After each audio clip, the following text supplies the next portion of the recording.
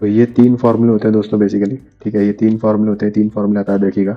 Matrix with self connection, matrix without full duplex and then matrix with full duplex and no self connection.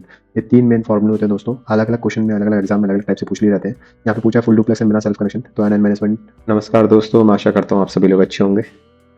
तो दोस्तों जैसा कि आप जानते हैं कि हम लोग यूपीपीएससी वाला जो एग्ज़ाम है पॉलिटेक्निक लेक्चर वाला, उसका पीवाईक्यूज हम लोग देख रहे थे, ठीक है। और काफ़ी सारे एमसीक्यूज के क्वेश्चन हम लोगों ने ऑलरेडी पिछले वाले वीडियो में भी देख लिए हैं। अभी मैं आगे से क्वेश्चन कराने वाला हूँ, ठीक है। तो दोस्तों ये जो क्वेश्चन है आपको, ये केवल यूपीएससी का लेक्चर में नहीं बल्कि जो दूसरे एग्जाम्स में है उनमें भी काफ़ी हेल्प होने वाली है, ठीक है। इन क्वेश्चन से आपको काफ़ी ज़्यादा मदद मिलेगी। जो दूसरे क्वेश्चन हैं या दूसरे एग्जाम्स होने वाले हैं उनमें भी आपको काफ़ी हेल्प मिलने वाली है। तो प्रीवियस वाला वीडियो जिन्होंने नहीं देखा हो वो आई बटन पे जाके यहाँ पे देख सकते हैं। अभी मैं आगे वाले क्वेश्चन कराने वाला हूँ, ठीक है। तो बिना देरी किए दोस्तों शुरुआत करते हैं। तो आई थिंक लास्ट वीडियो में हमने यहाँ तक देख लिया था, ठीक है। Which memory allocation technique suffer from external fragmentation, कौन सी मेमोरी जो है वो बाहरी खंडन विखंडन से प्रभावित होती है। तो इसका सही आंसर फ्रेगमेंटेशन था। अभी हम लोग नेक्स्ट क्वेश्चन पे आते हैं। विच of the following is a valid domain name, इनमें से कौन है जो वैलिड डोमेन नेम का एग्जाम्पल है। तो देखो .com आपने कई बार सुना होगा, google.com, ठीक है। तो ये तो ऑब्वियस सी बात है, वैलिड ही है। ये कॉस्ट जितनी भी साइट्स होती है ज़्यादातर .com कॉमर्शियल साइट्स होती है, ठीक है। .gov जो होता है दोस्तों बेसिकली जो गवर्नमेंट की जो साइट्स होती है .gov.in उसमें यूज़ होता है, ठीक है। लाइक कोई सी भी गवर्नमेंट की साइट आप देख लो, लाइक यूपीएससी की जो साइट है upsc.gov.in आता है, ठीक है। तो ये गवर्नमेंट साइट्स के लिए एक्सटेंशन यूज़ में आता है, इसलिए यहाँ पे gov आता है। और थर्ड वाला .net, जो नेटवर्क्स की जो साइट्स होती है .net ये भी एक डोमेन होता है।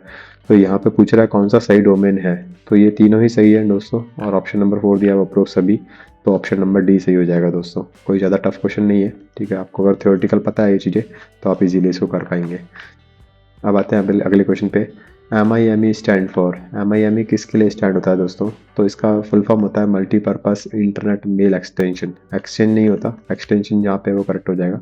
एक्सटेंशन इसमें भी है और इसमें भी है, तो multipurpose internet mail extension option number C जो है दोस्तों वो करेक्ट हो जाएगा।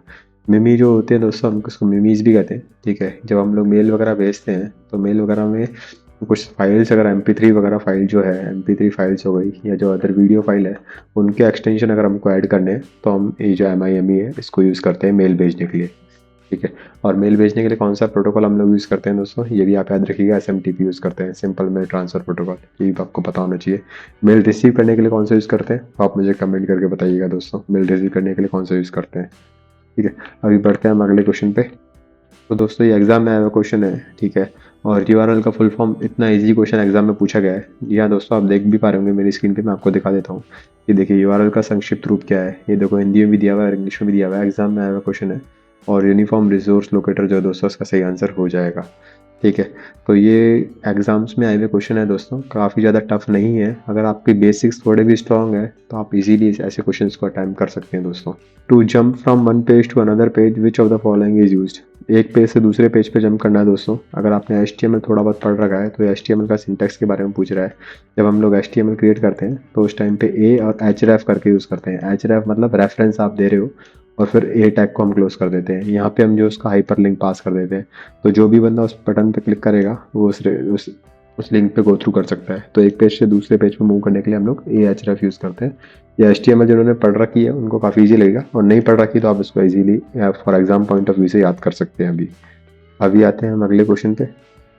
What is the default time in minutes when a page session ends if the user does not refresh or request page।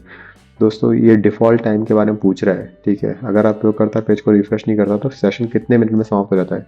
तो बाय डिफ़ॉल्ट जो दोस्तों उसकी लिमिट होती है वो 20 मिनट होती है, ठीक है। 20 मिनट तक पेज एक्टिव रहेगा। अगर 20 मिनट तक उसको कोई सेशन या फिर उस पेज को कोई यूज़ नहीं करेगा तो 20 मिनट बाद वो रिफ्रेश होने पर डीएक्टिवेट हो जाएगा दोस्तों, तो फिर उसको रिफ्रेश करना पड़ेगा।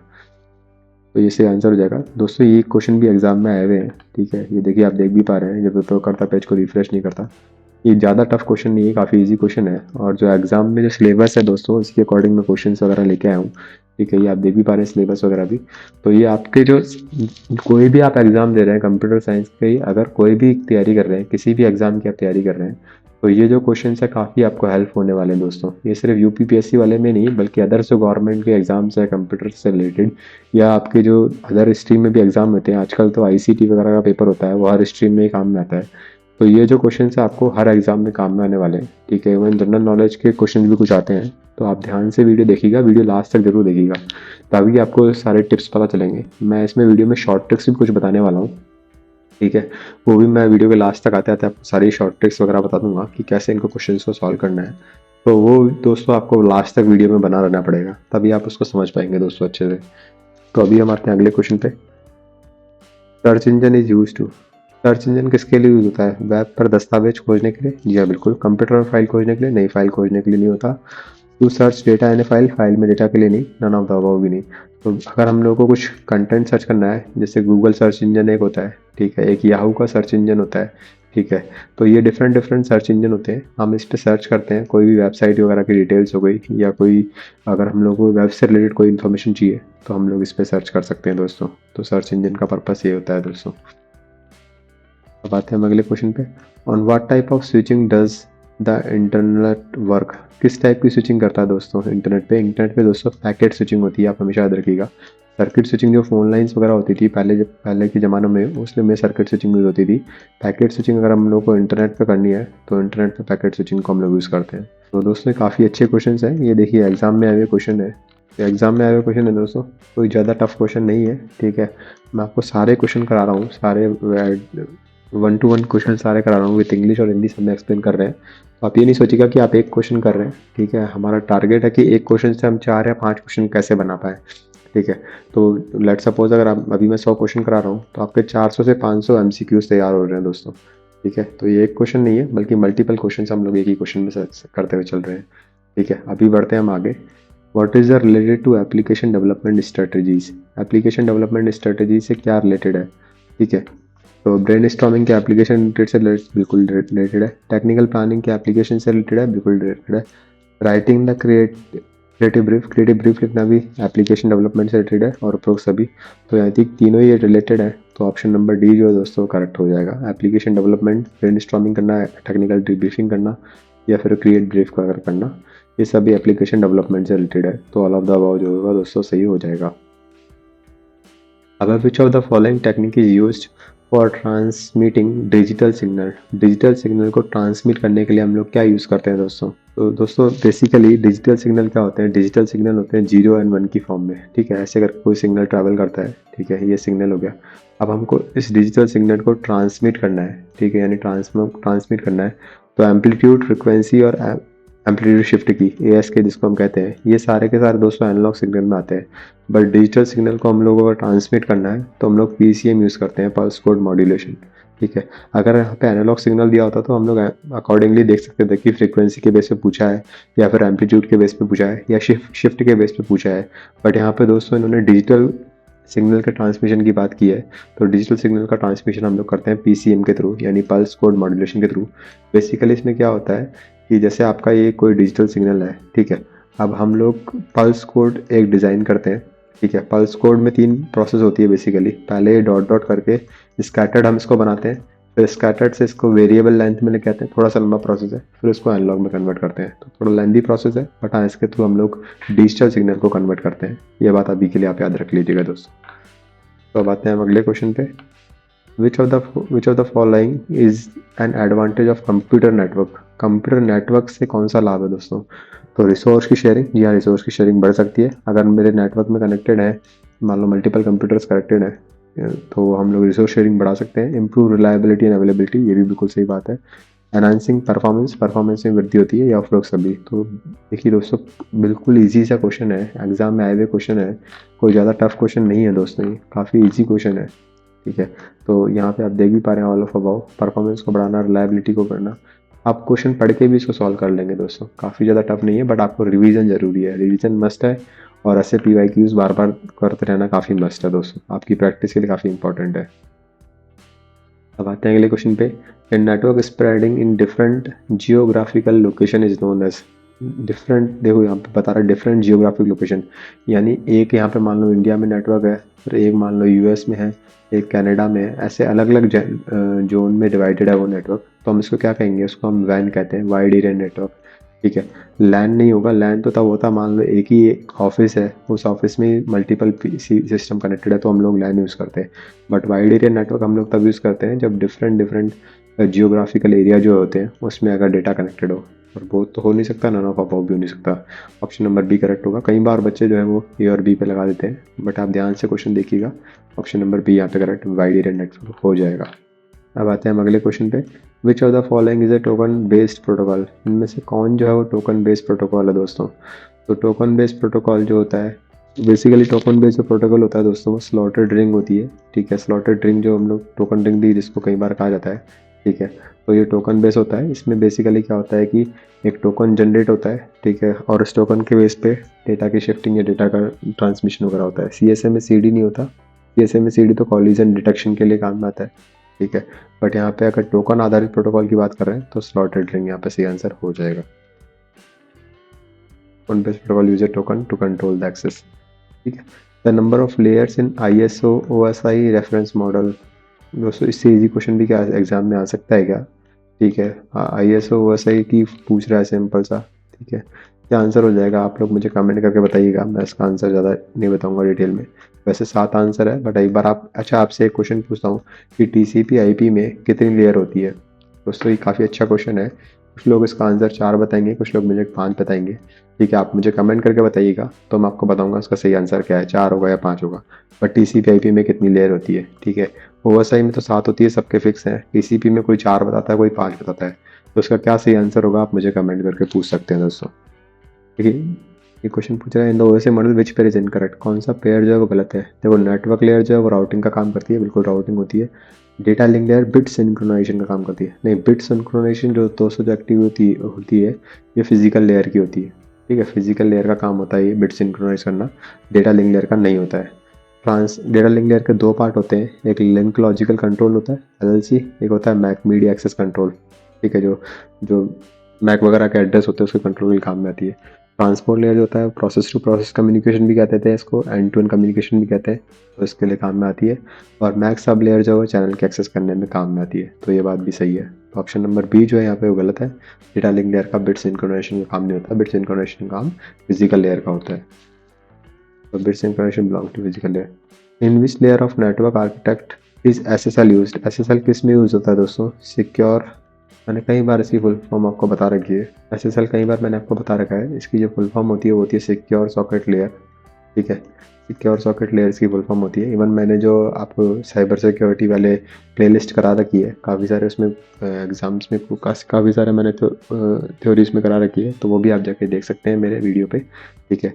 यहाँ पे जो ये इसका काम होता है प्रेजेंटेशन लेयर करती है। बेसिकली जो भी हम लोग के एक्सेस वगैरह होते हैं या फिर एनक्रिप्शन वगैरह होते हैं या फिर SSL वगैरह का काम होता है वो प्रेजेंटेशन लेयर का होता है। एप्लीकेशन लेयर जो होता है एंड यूज़र के लिए होती है, ठीक है। एंड यूज़र को कैसे विजिबल है, एंड यूज़र की कनेक्टिविटी कैसी है, लाइक SMTP अगर मेल भेजना है तो, या फिर TCP वगैरह जो हो गया, या POP प्रोटोकॉल हो गया, ये सारे के सारे जो एप्लीकेशन लेयर के प्रोटोकॉल होते हैं ये एप्लीकेशन पे काम में आते हैं, ठीक है। सेशन लेयर का जो काम होता है बेसिकली, सेशन लेयर जो होती है सेशन को मैनेज करती है मेनली, ठीक है। सेशन कब इन हुआ, कब लॉग आउट हुआ।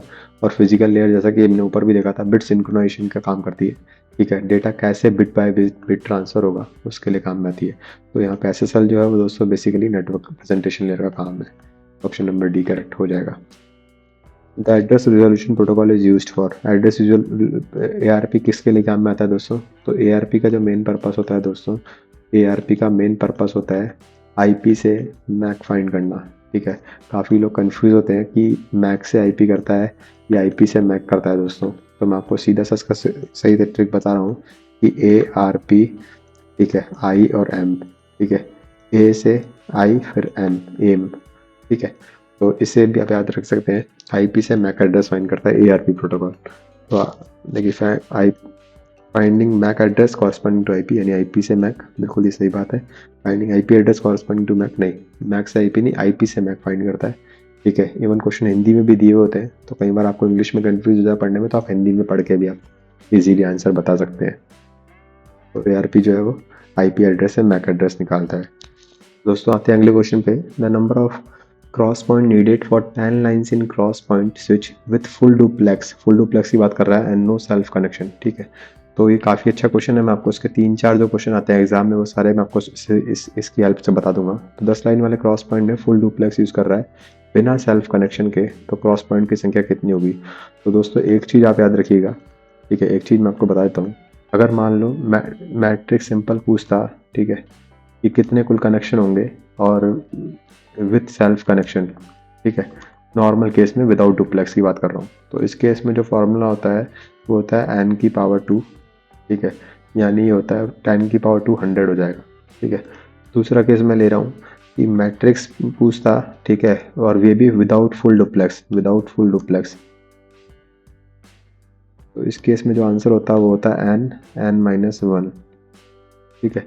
तो इस केस में क्या हो जाएगा, 10 इंटू 10-1, 10 इंटू 10-1, ये हो जाएगा 10 इंटू 10-1 9, यानी ये 90 हो जाएगा। और एक तीसरा केस मैं ले लेता हूँ कि मैट्रिक्स पूछता with full duplex and no self connection, तो इस केस में जो आंसर होता है वो दोस्तों बेसिकली होता है, इस केस में जो फॉर्मूला होता है वो बेसिकली होता है n-1 डिवाइड बाय 2, ठीक है। तो जो आंसर आपका हो जाता है 10 इंटू 10-1 यानी 9 और divide by 2 which is equals to 45। तो ये 3 फार्मूले होते हैं दोस्तों बेसिकली, ठीक है, ये 3 फार्मूले होते हैं, 3 फार्मूले आप याद रखिएगा, matrix with self connection, matrix without full duplex and then matrix with full duplex and no self connection. ये 3 मेन फार्मूले होते हैं दोस्तों, अलग अलग क्वेश्चन में, अलग अलग एग्जाम में अलग अलग टाइप से पूछ लिए जाते हैं। यहाँ पे पूछा है फुल डुप्लेक्स एंड बिना सेल्फ कनेक्शन, तो n-1 और डिवाइड बाय 2, 10 डिवाइड बाय 2 जो होगा, यानी 10 इंटू 9 बटा 2 45 इसमें आंसर हो जाएगा दोस्तों, 45 इसका सही आंसर हो जाएगा। ये क्वेश्चन आप इसको चाहे तो स्क्रीनशॉट भी ले सकते हैं, जैसा कि मैंने आपको कहा था मैं शॉर्ट ट्रिक्स बताता हूँ लास्ट में वीडियो में, तो ये उनमें से एक शॉर्ट ट्रिक्स है, ठीक है। अभी मैं और भी क्वेश्चन जो है वो रिमेनिंग वाले कराने वाला हूँ आपको। Then which OS component manage deadlock, कौन सा ओएस कंपोनेंट डेडलॉक मैनेज करता है, सिंपल बात है, प्रोसेस मैनेजमेंट जो है, प्रोसेस मैनेजर जो है वो ओएस को मैनेज करता है, ठीक है, डेडलॉक वगैरह को मैनेज करता है। अब विच of the following is not necessary condition for deadlock, इनमें से कौन सी कंडीशन डेडलॉक की कंडीशन नहीं है, म्यूचुअल एक्सक्लूजन, इसमें डेडलॉक हो सकता है, होल्ड एंड वेट पे भी हो सकता है, परमिशन जो है दोस्तों वो डेडलॉक की सच कोई कंडीशन नहीं है, ठीक है, परमिशन यानी प्रिमिटिव आप अलाउ कर रहे हो तो वैसे भी डेडलॉक अकाउंट नहीं होगा, और सर्कुलर वेट में डेडलॉक अकाउंट हो सकता है। तो उसमें पूछा कौन सी कंडीशन नहीं है, तो सर परमिशन इसकी कंडीशन नहीं है। Which model support incremental delivery of software, incremental delivery कौन करता है दोस्तों सॉफ्टवेयर की, सिंपल क्वेश्चन में इसका आंसर दे रखा है इंक्रीमेंटल, यानी कि हम लोग इंक्रीमेंट्स में पार्ट्स में सॉफ्टवेयर को डिज़ाइन करते हैं और फिर डिलीवर करते जाते हैं दोस्तों, तो ये इंक्रीमेंट्स में हम लोग इसको डिलीवर करते हैं, ठीक है। तो which technique estimate software cost using historical data, historical data पे कौन दोस्तों बेसिकली करता है, तो कोकोमो करता है। मैंने आपको कहीं पर बताया दोस्तों, इसके टाइप वगैरह भी हम लोगों ने देखे हैं, ठीक है, एक बेसिक होता है, ठीक है, फिर एक होता है इंटरमीडिएट, ठीक है, इंटरमीडिएट, और फिर एक होता है डिटेल्ड, ठीक है। बेसिक जो होता है अंडर लगभग 50K तक की दोस्तों, ये जो है ये 20K या 20K तक की जो LOC है उसके लिए सपोर्ट करता है, फिर इंटरमीडिएट 20K से 50K तक की जो LOC होता है उसके लिए वर्क करता है, और डिटेल 100K से ज़्यादा यानी बड़े प्रोजेक्ट्स के लिए वर्क करता है। इसको मैंने आपको याद करने का भी शॉर्ट ट्रिक्स पहले बता रखा है कि BID हम लोग यूज़ करते हैं, ठीक है, BID करके आप याद रख लीजिए, बिड वर्ड याद रख लीजिएगा, तो B से बेसिक, I से इंटरमीडिएट और D से डिटेल्ड, ठीक है। ऐसे इसके 3 टाइप भी होते हैं, OSE जिसको हम कहते हैं, ठीक है, और वो भी मैंने आपको करा रखे हैं, लाइक ऑर्गेनिक हो गया, फिर सेमी डिटैच हो गया, एम्बेडेड हो गया, ऐसे करके 3 टाइप इसमें होते हैं। तो यहाँ पे हिस्टोरिकल डेटा है, हिस्टोरिकल डेटा पे जो पार्ट कोकोमो मॉडल हम लोग यूज़ करते हैं, पार्ट तो शेड्यूलिंग हो गई, ग्रैंड चैट भी दोस्तों शेड्यूलिंग हो गई, और DFD डेटा फ्लो डायग्राम हो गया, ऑप्शन नंबर यहाँ पे करेक्ट हो जाएगा दोस्तों। Then which UML diagram represent object instruction over time, object का इंस्ट्रक्शन ओवर टाइम कौन करता है दोस्तों, सीक्वेंस डायग्राम, क्लास डायग्राम मत लगा दीजिएगा दोस्तों, एग्जाम में आया हुआ क्वेश्चन है ये, ऑब्जेक्ट का इंस्ट्रक्शन टाइम के ऊपर कौन करता है, टाइम वर्ड दिया हुआ है, सीक्वेंसिंग हम लोग करते हैं उसकी, ठीक है, तो सीक्वेंस डायग्राम यहाँ पे करेक्ट होगा, ठीक है। Then which software quality attribute relate to ease of modification, ease of modification से कौन डिले करता है, ईज ऑफ मॉडिफिकेशन यहाँ पे भी आएगा, मैंने आपको कई क्वेश्चन करा रखे हैं, मेंटेबिलिटी जो होगा, यानी जो चेंजेस हम लोग कर रहे हैं, चेंजेस वगैरह जो इतनी भी होते हैं वो सब हम लोग, मैं आपको एक बार फिर से टाइप करके बता देता हूँ, जो भी चेंजेस होते हैं, changes will come in maintenance, जो मेंटेनेंस का काम करते हैं, मेंटेनेंस वगैरह जो भी होती है प्रोजेक्ट की, उसमें चेंजेस वगैरह मैनेज होते हैं दोस्तों। तो यहाँ पे जो ईज ऑफ मॉडिफिकेशन है वो मेंटेनेबिलिटी का पार्ट है दोस्तों। तो आई थिंक ये क्वेश्चन पूरे हो चुके हैं, ठीक है, तो ऑलमोस्ट हमने सारे क्वेश्चन देख लिए।